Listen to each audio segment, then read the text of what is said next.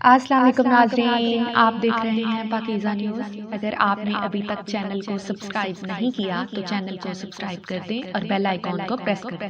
ہمارا آج کا ٹاپک ہے بلاول بھٹو کا انڈیا میں SCO سمٹ میں شمولیت کے لیے وزٹ۔ 12 سال کے بعد پاکستان کے فارن منسٹر نے انڈیا کا وزٹ کیا اور وہ بھی ذلت سے بھرپور رہا۔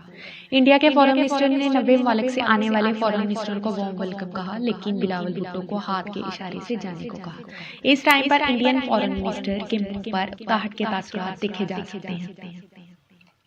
انڈین فارن منسٹر 38 سال کا تجربہ رکھتا ہے، جبکہ بلاول بھٹو ایک حادثاتی طور پر بننے والا یا کہا جا سکتا ہے زبردستی طور پر بننے والا فارن منسٹر ہے۔ بلاول بھٹو کی وہ مہمان نوازی بھی نہیں کی گئی جو باقی ممالک کے فارن منسٹر کی گئی۔ جے شنکر نے بلاول بھٹو سے ملاقات کرنے سے بھی انکار کر دیا۔ زرداری اور نواز شریف کے لاکھ منتوں کے باوجود وہ انکاری رہا۔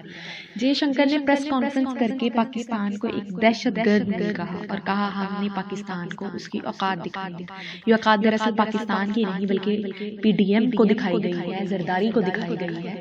زرداری دراصل اپنے بیٹے کو اگلا پرائم منسٹر بنانے کا سوچ رہا تھا، اسے یہ موقع فراہم کیا جا رہا تھا کہ وہ اپنا ایک مقام بنا سکے، لیکن وہ مقام بنانے سے پہلے ہی ختم ہو گیا۔ بلاول بھٹو کو عمران خان کی کاپی کرتے ہوئے ڈریسنگ کروائی گئی، حالانکہ پہلے کبھی بھی بلاول بھٹو نے انٹرنیشنل لیول پہ یا کسی بھی ملک میں جاتے ہوئے شلوار قمیض کا انتخاب نہیں کیا۔ لیکن کیا ہی اچھا ہوتا اگر وہ عمران خان کو کاپی کرتے ہوئے ہینڈ شیک بھی کر لیتے، نہ کہ نمستے کرتے ہوئے اپنی تہذیب کو چھوڑ کر جب دوسروں کو روایات کو اپنایا جاتا ہے پھر ایسے ہی ذلت و رسوائی کا سامنا کرنا پڑتا ہے۔ عمران خان نے پاکستان کا نام انٹرنیشنل لیول پر منوایا ہے، جبکہ PDM صرف پاکستان کے لیے ذلت و رسوائی کا باعث بنی ہے۔ بے شک عزت اور ذلت دینے والی اللہ تعالیٰ کی ذات ہے۔